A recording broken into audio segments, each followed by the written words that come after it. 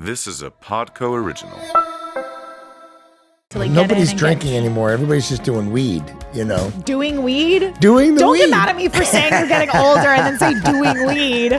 Oh my God. I do lie. You do lie. Yeah, mid-season 2 kind of is a blur. I am like, what is happening? That's kind of the nice thing. I've always been jealous of dudes when they get in fights because you just beat the shit out of each other and then you're good. With girls, it's like mental warfare. Whenever you're the lead in a Disney Channel show, they work you hard. Like your 20s are supposed to be chasing these things that just interest you. Yeah. She does, Selena did the theme song for this and then later Shake It Up as well. And there's a great part at the beginning, like David does this like. What do you mean Shake It Up? What's that?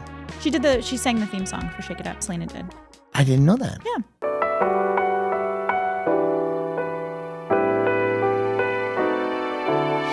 On a podcast, What? David Hi, DeLuise. Jen Stone. Hi. I love your necklace. Oh, I thank have you. this. Oh, thank you. I like yours too, but that's because you put your little glasses Yeah, on I it. put my glasses in here. Or your nose. Got me this. And then what?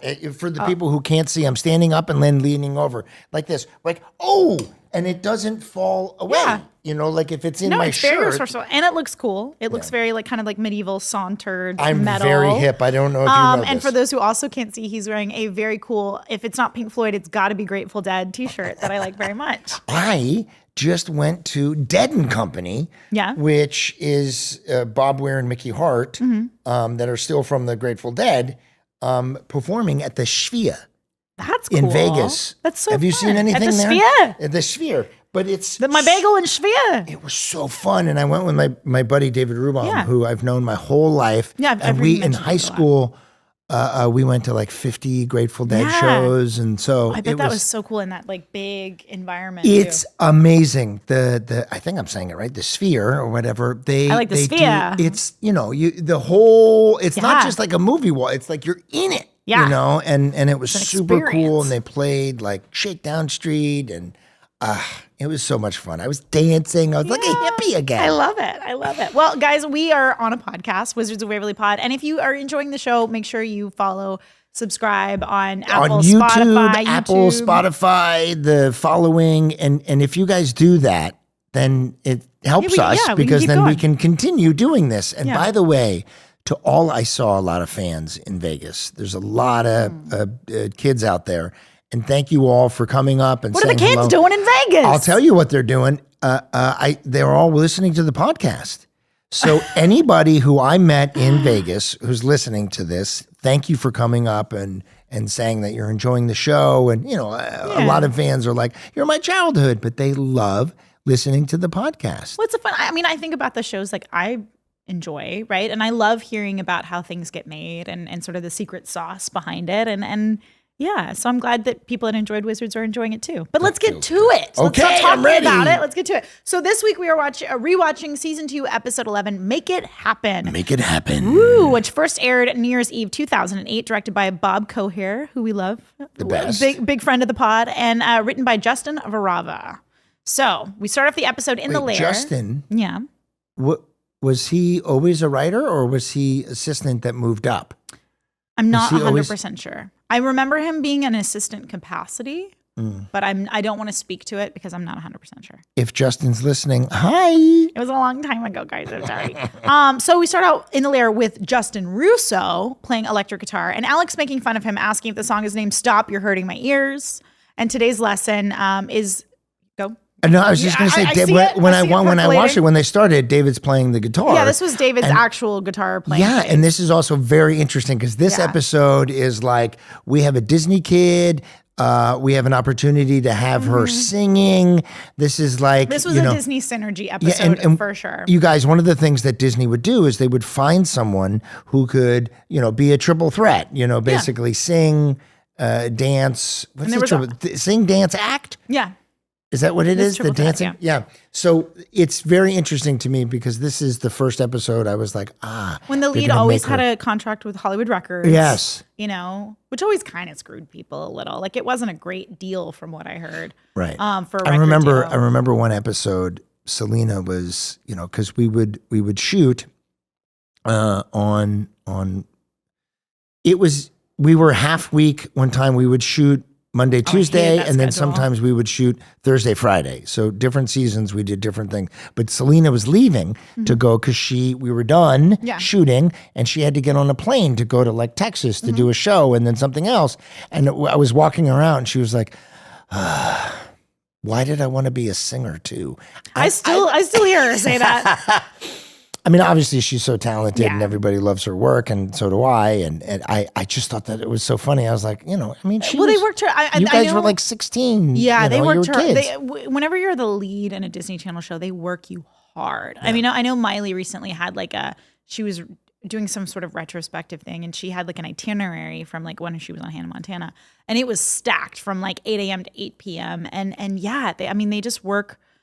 They worked all of us hard, but like especially the lead of the show, they work really hard. But in this episode particularly, because Selena, I remember saying that she wanted to do Selena and the Scene. She wanted to have a band. She didn't want to just be up there by herself. Right. Which obviously, as time went on, that kind of fizzled out. I think it's very on the nose that they're in the band for this episode, because that Which was is what she was called trying to. Alabaster. I have it. Hold on. Something he wants to name it after like a plant or something. Well, she right? tried calling it. We'll get there. Yeah, there. sorry, She tried sorry. calling it like Blaze or something, and then Right. it's like Alabaster something or other. We'll get there. Okay. Okay. So we're in the layer. We're in the layer. Justin's playing guitar, and The lesson is about the lesson today- future and well, it's not really a lesson. It's Plan B. Plan B backup plan. Right. So one of the kids is going to be a wizard, and the other two are not going to have magical powers, Yeah. so they need a plan B. Yeah. And of course, Jerry Russo wants them to work at the sub shop. Of course. Go on. Sorry. No, please. Fred Willard, we have, Yeah. who is wonderful, The best. sweet, amazing comic, so funny and such a sweet man. Had to wear this silly smile, Gargoyle prosthetic smile, thing. yeah. It was actually, I have to say, like we've dogged on some of the special effects on Wizards. This one was pretty good. Yeah. Because he had to talk Well, and this is it moved really prosthetics. well. He had to, and I mean, how many jokes did we make about I the know. smile? I'm happy, can't you tell? I mean, but that's kind of the slapstick of the show. You Yeah. know what I mean? But so he plays Mr. Stuffleby, who shows up to discuss the future, like you said, of the backup plan for the kids who don't win the Wizards competition. And as you mentioned, he's played by Fred Willard, who was a last minute. We've talked about this before on the show. He was the last minute addition when it was Lewis Black, right? but That not dropped out. Richard Lewis. Richard Not Lewis? Really? Oh my God! Oh, I'm right, doing comedy. Richard Lewis. Yeah, but Richard a different episode because he came on as this character planned. Yeah. and then later when Richard Lewis decided not to be a part of came the back show as and, his and, character. and kind of that's when Peter Marietta Yeah. called him. His wife picked up the phone. Peter said, "Is Fred there?" "No, he's in the shower." He said, "Can he work in the next hour?" And then she said, "Yes." And so then he was there Yeah. to fill in. Mr. Stuffleby came back. And this, yeah, exactly. Yeah, So, but- but this wasn't the episode that replaced him. Good to know. Thank Yeah. you for. Sometimes the timing is a little. I do what I fuzzy. can, Jen Stone. With our powers combined, Captain Planet. But for those who don't know Fred Willard just by name, which you should because he's a comedy legend, over 300 acting credits in projects like Best in Show, Anchorman, and numerous TV guest appearances, including Get Smart, which your godfather Mel Brooks Yes. created. So small world. But okay, so anyway, Alex asks what's with Stuffleby's face. The jokes begin right away. He says that his mother was 1/4 gargoyle. And he helps the kids come up with this plan B backup plan for those who don't win. And the kids can't focus on their backup plan because his face is just so distracting. Alex reveals that her backup plan is to be a professional drummer in a famous rock and roll band. Justin wants to tour the world beating robots at chess. Alex, of course, as she always does, manipulates Justin to play guitar in her band. And Jerry gets mad. He comes in. We're in the loft from the lesson. And he's like, the whole point of a backup plan is to come up with something reasonable. Right. Right? Did your parents ever like A want backup you- plan? I was Yeah. going to ask you Yeah, that yeah. too. Listen, when I was younger, I worked as a busboy in the Palisades. I also worked at a yogurt store. I remember you mentioning this when we talked about crazy employee or not crazy. I'm combining crazy terms. New employee. Right. I identified with that a lot because Yeah. you worked at the Gert Barn and I worked at Mrs. Salem's Yogurt is what it was. It was a one-off backup plan. I painted houses. If you want to be an actor, you have to do something that is your backup plan is making you money while you're That's flexible. being and, available for that. And I started painting houses. A friend of mine, Jeff Campbell, who I went to high school with, had a painting company. He's now a general contractor, but he had me paint houses. And then there was a finished carpenter where you do baseboards and crown molding and stuff. And so I started working with him. And that's so cool because that's like a skill. Yeah, it was fun. And then my godfather, Mel Brooks, gave me a job in Robin Hood Men in Tights. Oh yeah. And I had a small little part in that. And then I you started. told me about that. I was 21 when I had Riley, my first daughter, and then I booked 6 jobs in a row. Amazing. So nothing's more motivating than being a dad. Yeah, right. I had to provide. Yeah. So that was fun. So what was not nursing, but back in the day, was there a backup plan that you had? Well, the funny thing is, I mean, my dad always joked, I don't know if he was joking or what, but he's like, you didn't go to real school, you need a real job, all this kind of stuff, even when I was like working as an actor. But the funny thing is when I was a kid, my grandfather was an architect and we always drew together. So we would draw together and I have really fond memories of that. So before I found my love of acting at 6, I used to draw all the time and I wanted to be a painter. And the idea of having my studio at my home and just painting all the time and selling my artwork and stuff like that was my dream to begin with. And then I decided I'd do acting because that was more stable. So acting in my little childhood brain was my backup plan. But yeah, I guess now you could say nursing's my plan B. Well, you're very talented, and that is working out for you. So that's a good thing. Thank you. Like I said, I can audition and wipe your ass. It's great. Okay, but so she didn't mean my ass. She meant all the people at the emergency room. Not yet. In a few years. Not yet. In a few decades, Come maybe. on, In a few what's decades. happening? It happens to all of us. Okay. So there, in that scene, there's also that. No, it's a different episode. He's episode hopping, guys. Oh We'll get there. You guys, it's so weird.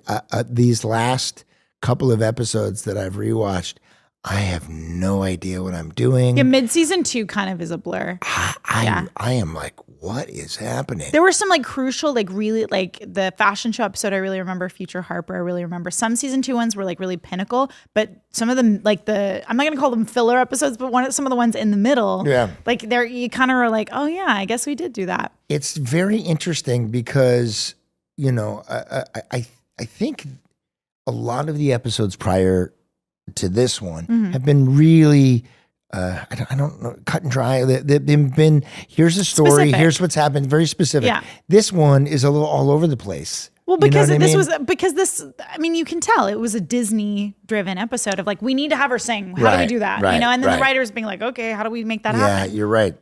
So Jerry says, kind of lies, because his backup plan was, his dream was not to run a Subway. I do lie. But you say to the kids at first, like, oh, my dream is to have a Subway-themed restaurant, and I did it. And then Max was going to run the Subway station, but he likes Alex's plan better. Later, we find out he misunderstood that she said magician or musician. He thinks she said magician. Right, exactly. So we're in the substation. Justin is practicing guitar. Teresa tries to harmonize with him, suggesting they form a mother-son band. Right. And Justin breaks it to Teresa that he's already in a band with Alex. And Alex, of course, being Alex, uses that to blackmail him to commit to being in a band with her.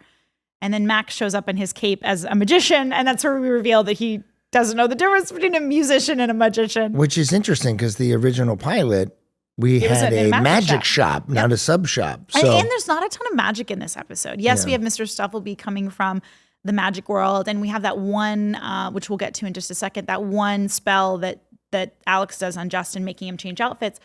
And then which is really funny. Which is by the very way. funny. In I love the that episode, it's just all I think is, David's in these 3 different outfits. One's like a mariachi band, one's like a rocker. Yeah, one's like punk rock, one's like a hair metal kind of thing. But I mean, the amount of time that it takes, that gag. All this stuff, like, what's the outfit? Everybody has to approve it. What's the hair going to look like? What's this? Okay, get into that outfit. Come back. And that would be something we would have pre-shot. And that was different makeup, different hair, different everything for just those quick boom, boom, boom, yeah. bit, And what we're referring to is at the first band practice in the loft, Alex uses magic to try different band looks on Justin. Which, by the way, set up a drum set in the dining room. I know, right? Let's get rid of the dining room table and drum set. Like, I can't see Teresa being cool with that. No, but I saw like Victor or who directed this? Bob? Yeah. But I could just say where do we put the drums? Over there. Yeah. We don't have time for this. Just get it in there.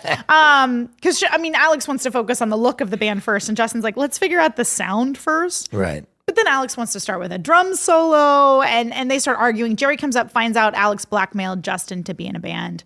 And challenges Alex and Justin to perform at the substation. If they make money making music, that can be their plan B. But if not, they have to commit to working at the all of substation. this is just a moot point because I know I'm jumping ahead, but they have to prove that they're good at this, that their they plan can B works. get people, but they're good. I mean, the of course, especially the way they filmed it too. They did like music video. Oh, they did like cuts, and it wasn't your staple like multi-camera, 4 cameras off the set, but they went in and started shooting and made it like a music video. But again, this is Disney trying to sell the idea of Selena and her band. Right, but regardless of in the episode, they have to be successful in their plan B plan. Yeah. Yet what happens is, Max has made all of the people in the audience you're jumping way ahead. But what I'm saying is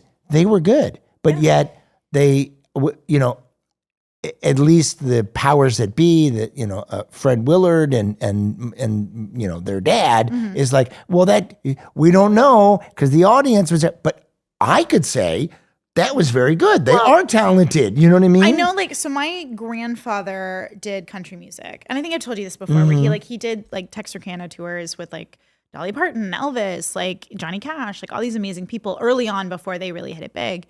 And my dad was always really hesitant about acting because he grew up around his dad and how like heartbreaking the business was and things like that. So I think it's not about, and as well as I do, it's not about being talented. The most talented people aren't working. Yeah, okay, good point. Hello. Yeah. But I'm just saying it's, so yeah, I think it's a, does all the sauce come together kind of thing. And I get it. I know I'm always the one justifying, but but to me, it's like I relate to wanting to see it work. Cause like my dad wasn't super approving of me acting until Wizards, until he saw that it was, something that was productive. Listen, anybody's kid comes up to them, I'm going to be an actor. Sure. I'm going to do, I'm going to be a musician. Yeah. The parent is like, what's the plan B? Well, that was my dad. That was my dad. And one, like we were talking about before, like behind the scenes is, every time you audition, it's like playing the lottery. And it's the same with bands too. It's like so many things have to line up for that to be successful. Right. But so apparently all those things were going to line up for this one show in the sub shop. Right.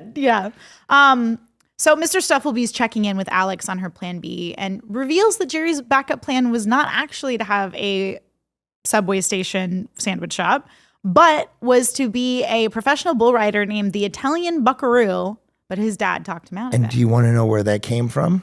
No. That came from, I'm about to sneeze, everybody, so just look out. It's there. It's in my nose. Hold on. But I went to the Saddle Ranch, which is a pretty well-known bar on Sunset Boulevard, where they have a bull. Yeah. And I went there, and I rode the bull, and I twisted my wrist. So I had a bad wrist, and then I went into the writer's room, and I was talking to Peter and the guys and everybody, and I told them the story, and then boom, in the episode, not that week, but later down the road, that was my dream, to be a bull rider, the Italian stallion. Well, you had to be careful what you said to the writers, because it was going to come back to you. Exactly, because every once in a while you say something, and then it ends up in the script. Yeah, I remember, I have vague memories of, because Saddle Ranch was a place that like we would go.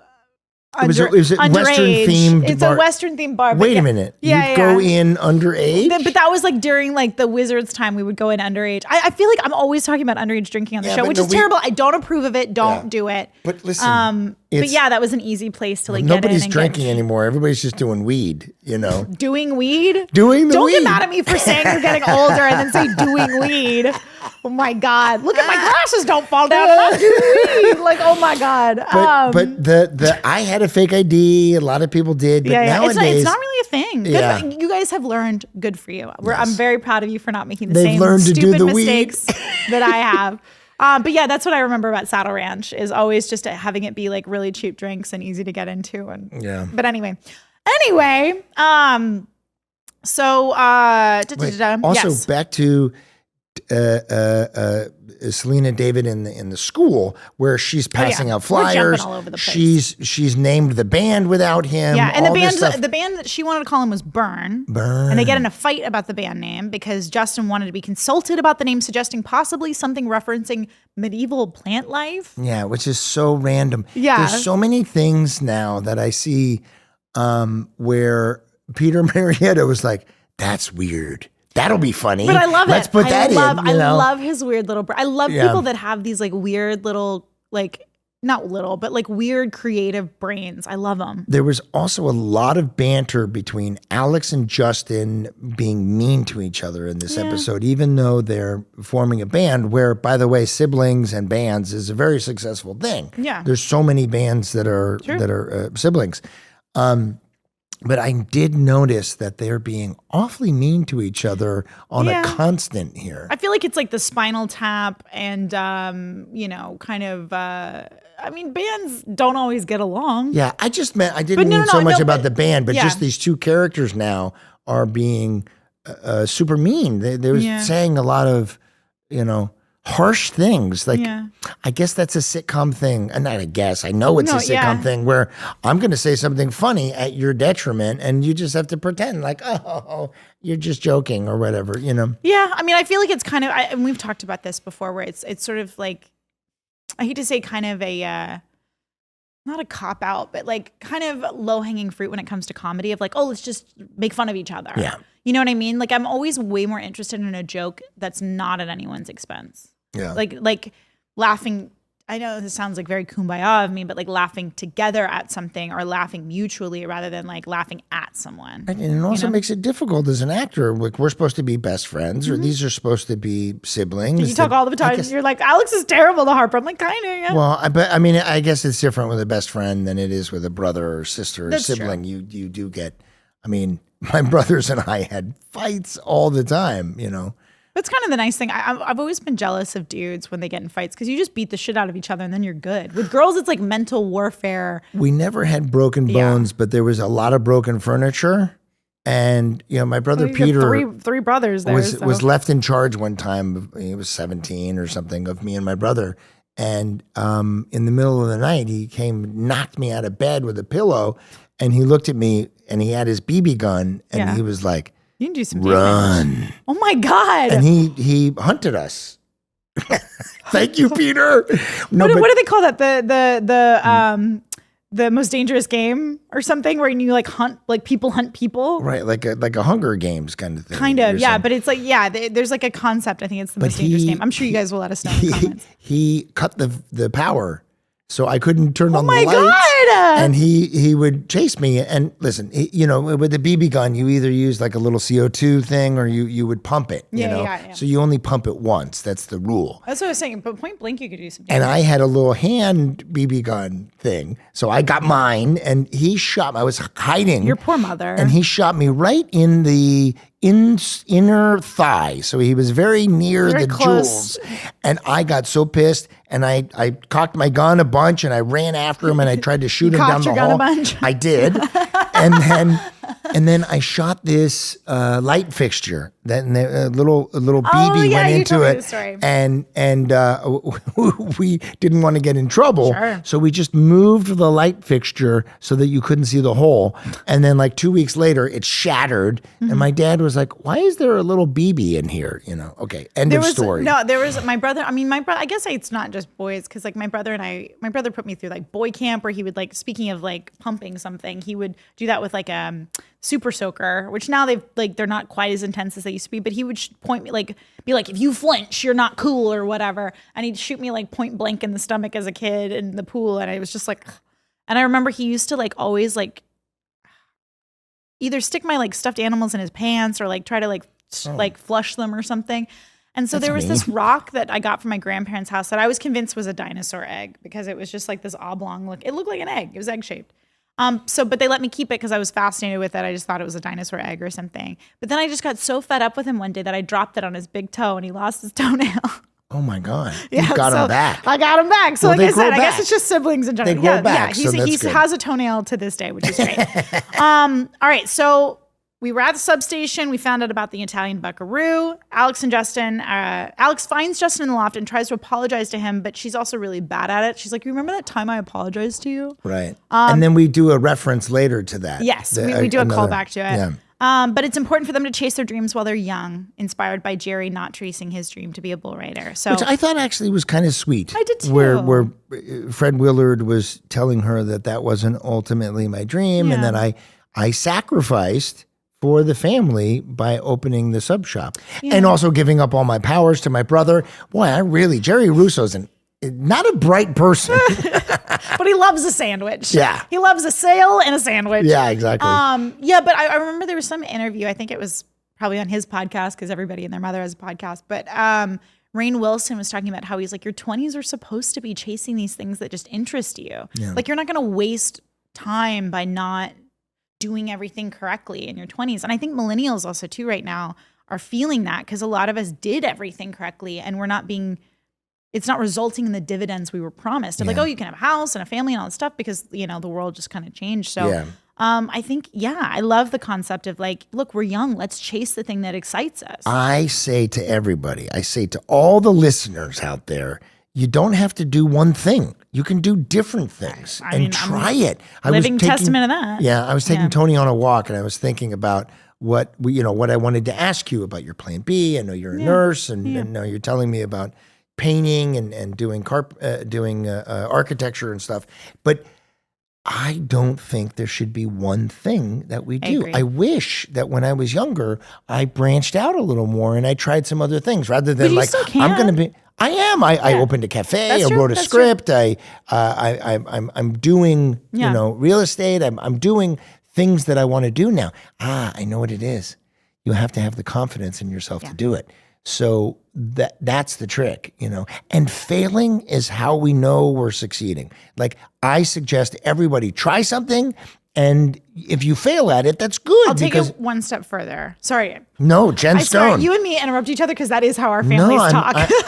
I want to hear. Yeah, I was going to say, I'll take that one step further where I think that, yes, you have to have the confidence to fail, but I also think you get the confidence by failing and still persevering past that. Because I think that there always comes a time when you quote unquote fail at something or something's hard and it doesn't come to you easily where you go, okay, I could stop here or I could push through. And I think it's pushing through into that discomfort, into the unknown, into the like, I'm not sure if I'm capable of this, but I want to try, that builds that confidence and builds your, That's exactly why I have the Bigfoot Cafe in Pine Mountain. Yeah, because, you do, and it's great. Because I was like, we're going to open a cafe. I have no idea how to do this. And my whole thought process, because I did produce the scripted podcast, Grandma for President, and I didn't know how to produce that. But we just were like, okay, we have the script. We got to get a place where we're going to record them. We have to do auditions with the people and the acting and so it just is problem solving. So that's what, like, hey, we need to find a space. We need a coffee machine. We need this. We need a refrigerator. Oh, that's broken. Let's fix it. You know? Yeah. And I really do want everyone to try something. If there's anything that I can do for this episode, it's you guys get out there, try something, and it's okay to fail. It's okay not to succeed. To fail. And I think too, like and then we'll get back to the episode, I promise. But it's. I agree. I think that's a really good thing to take away from this episode. Even though it's Disney trying to do the Selena music thing, like the nice thing about this is the exploration of being young and even if you're not young, like age is relative. Age is, I feel like, a mindset to a certain extent. And it's all about there's so much crap in the world right now. So it's like if you find something that invigorates you and it makes you excited to get out of bed in the morning and makes you excited to do it and explore it, go fucking explore it. I know, and it's also hard because it's a little different now with AI taking over a lot of jobs and a lot of things, and there's a different But there's always been obstacles. achievable goal to doing something that you enjoy where you're making money. Well, and I've been recently, because my whole life I pursue things, or I've gone after things in an effort to accomplish something. So it was always with an objective in mind. I missed a lot of stuff. I missed the journey and the process of doing it, or just doing something because I love doing it, not for any end goal. And that's what I'm kind of trying to reframe. I'm trying to reframe in my life of doing something just because I love doing it. Yeah. Not because I have to, not because there's some X makes you marks happy. the spot kind If of it thing. makes you happy, If it makes then you that's a happy. good thing. I mean, if you can do something that makes you happy and you can make money from Yeah, that. because before when I was younger, that wasn't enough for me. But now I'm trying to like reframe my thought process of like, it's okay if it's not this big grandiose thing. Yeah. It's okay if it just brings you joy. But anyway, I like it. Okay, back to the episode. Are we to we're where back they're in the sub performing? shop. I know we're jumping all over the place. So she at the sub shop, or at the loft, Alex apologizes. Says Or they should tries chase to their dreams, apologize. Tries to apologize as much as Alex can, and she agrees that if they can play her kind of music, that he can name the band. Right. So we're at the sub shop, finally at this concert, this big like do or die concert. Right. Max is their opening act as the great Maxini. By the way, all of a sudden in the sub shop, there's a stage. Of course. Well, in the fashion Like, jump who zone, put it- all of a sudden there's a stage. Yeah. Like, the set decorators. Yeah. That's who put it up. Jerry has already made the kids customized aprons for when they work at the sub shop with their names on it. Justin reveals the band name. Are you ready? Are you ready for the band name, finally? Alabaster Correlation. Correlation, I think that's what he said, right? isn't it? Is it Coronation?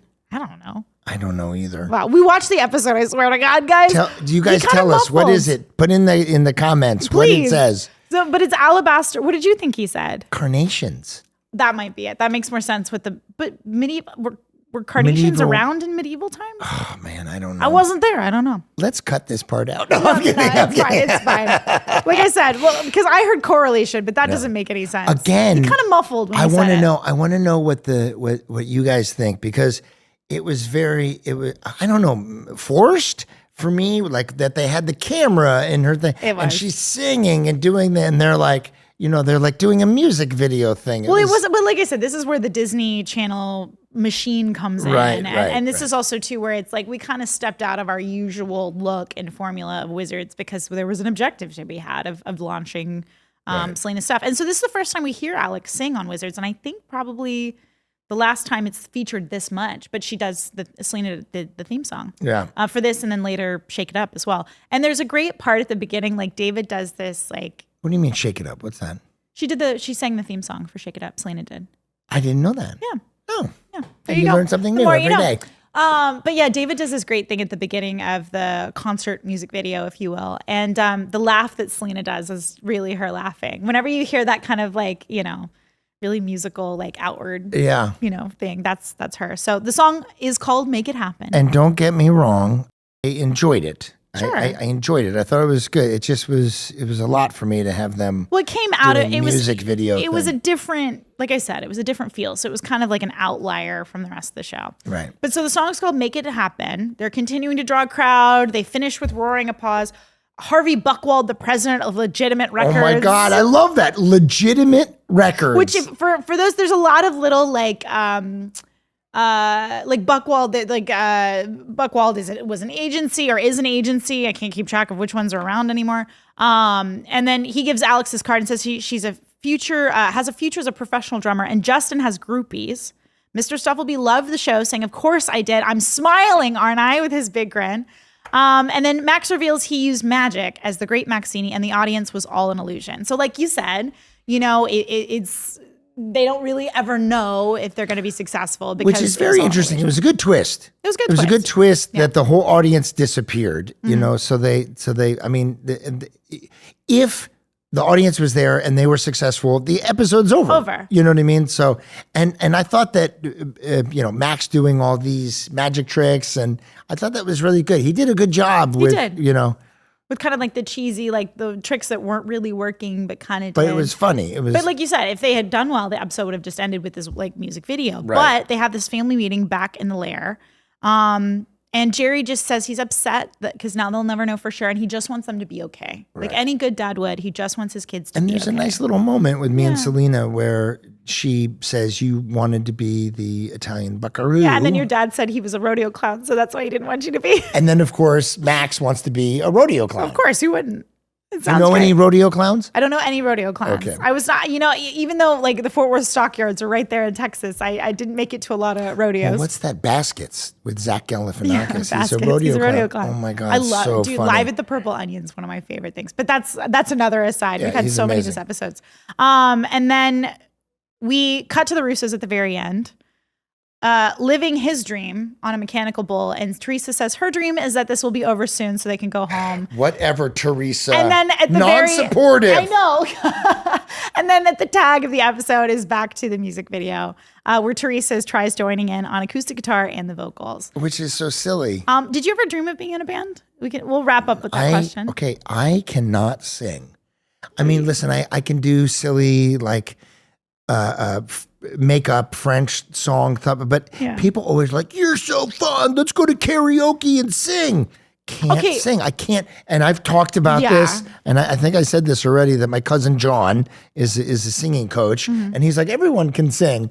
I talked to him after this, but he tried to teach me how to sing a little Yeah. bit, and I think we harmonized one moment, and after the lesson, he was like, yeah, you don't have to sing anymore.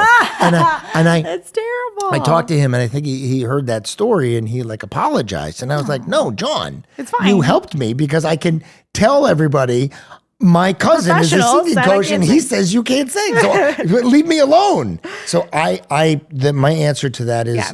I mean, yeah, of course, every But to me, ninth grade, I Yeah. learned how to play the guitar. Yeah. A little bit. For the girls, Yeah. like, hey, look, I well, play Dylan guitar. like really picked that up and became Oh my like God, a my huge, like, an youngest daughter, amazing Dylan, guitarist. is so talented. Yeah. Her dexterity in her hand, the way she would teach herself songs and stuff.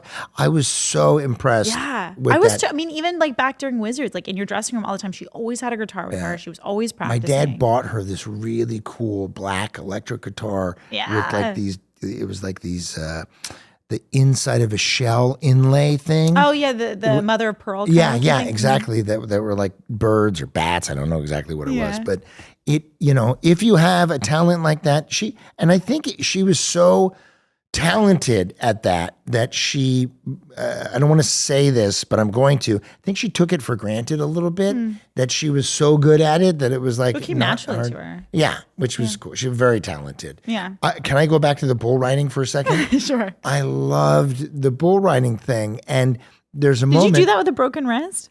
No, this was later. I Later, healed. okay. So I think it was I healed? because a lot of times the scripts will be, Yeah. you'll get an idea, Oh, I see what you'll you're get, saying. and you'll flesh it out. So this script, it was the concept and the writing of it was at least a month behind fair. the actual shoot.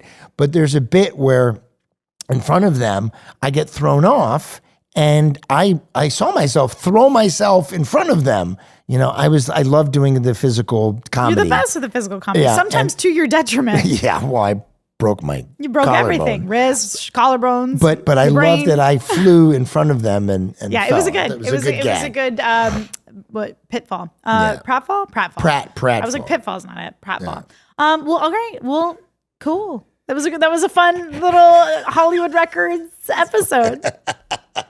Well, thank you guys so much for watching. Yes. And thank you guys. And if if you want to do the liking and the subscribing and everything, that would be really nice. If you wanna listen, do- I'm old and right now I'm not doing the weed, but I'm telling you that follow us. you're not doing the liking and the just subscribing all the weed. What are you doing?